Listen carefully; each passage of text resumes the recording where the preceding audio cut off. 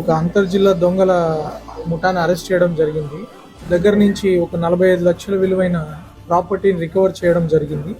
గొల్లా వంశీ కలిదిండి మండలం, అలా దేవి వరప్రసాద్ వీటిది కూడా కలిదిండి. వీళ్ళ మీద ఇంతవరకు క్రిమినల్ రికార్డ్ లేదు.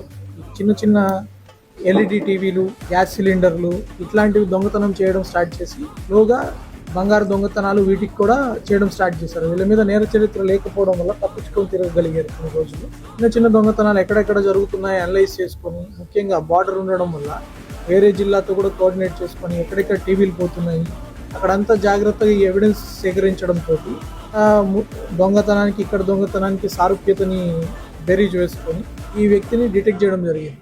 మొత్తం 7 కేసుల్లో ఈ ప్రాపర్టీ రికవర్ అయింది. టోటల్ బంగారం మనకి సుమారు 200 ఒక 3 మోటార్ సైకిళ్ళు, ఒక 3 ఎల్ఈడి టీవీలు, గ్యాస్ సిలిండర్స్, యాపిల్ ఐఫోన్ కూడా ఇతని దగ్గర నుంచి స్వాధీనం చేసుకున్నాం.